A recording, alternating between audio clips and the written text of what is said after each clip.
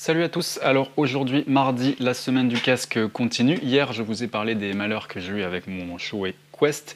Aujourd'hui présentation du nouveau modèle, pas de suspense, je suis resté fidèle à la marque japonaise. En fait j'hésitais entre deux modèles, le Ride qui est le remplaçant dans la gamme du Shure Quest ou le NXR qui est un modèle un peu plus sportif.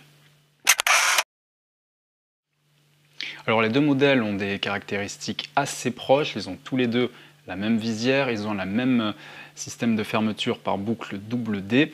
L'écart de prix est assez faible, en revanche au niveau du Ride, il n'y a que des coloris unis. Si vous voulez des motifs un peu plus sympas, vous devez vous tourner sur le NXR qui, en plus comme il est sportif, il est un peu plus léger, un peu plus aérodynamique. Donc, révélation sous vos yeux. Comme vous le voyez, c'est ce modèle.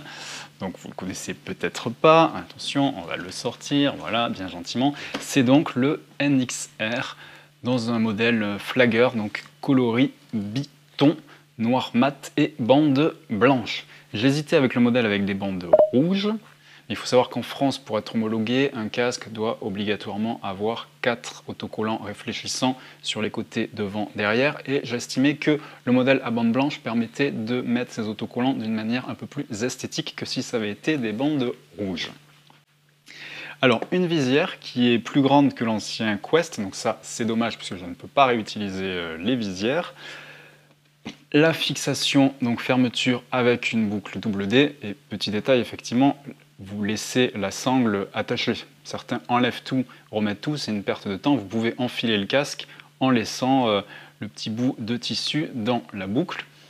En accessoire, mes livrets d'origine, il y a la mentonnière et le cache-nez à l'intérieur. Il y a aussi le film anti-buée que je n'ai pas positionné. Des aérations. Ce qui est pas mal, c'est que sur le devant, il y a des petites accroches pour pouvoir bien mettre le doigt et pour pouvoir ouvrir et fermer facilement. Donc quand vous avez un gant de moto, c'est pratique. Vous en avez aussi deux autres sur le devant et pareil à l'arrière. Donc ça, c'est un petit peu la spécificité du NXR.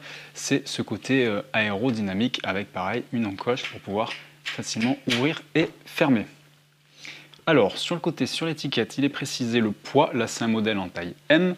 Il est indiqué 310 grammes pour le casque seul ou 350 avec les accessoires. Donc les accessoires, c'est le cache-nez et la mentonnière. Donc j'ai pris une petite balance et on va tester et vérifier tout cela. Hop là, petite balance de cuisine qui va jusqu'à 5 kg normalement. Voilà, on est à 0 et donc on pose le casque. Et là, 1308 grammes avec les accessoires, c'est même moins que les 1310 annoncés, donc ça, bon point. Alors, pour le Shure Quest, je vais pouvoir le mettre sur la balance, mais il a l'intercom, donc on verra quand je déplacerai l'intercom sur le nouveau casque combien il pèse réellement.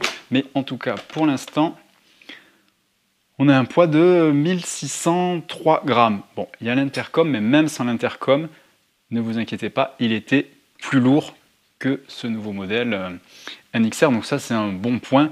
Parce que pour les motovlogueurs, vous allez rajouter la GoPro, l'intercom, donc ça pèse à chaque fois 100-200 grammes en plus, donc la chasse au poids est une bonne chose à mon avis.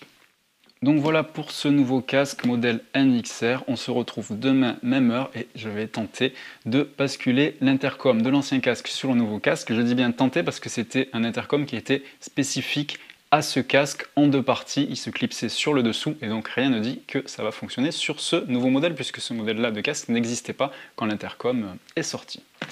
Voilà pour aujourd'hui, je vous dis à demain.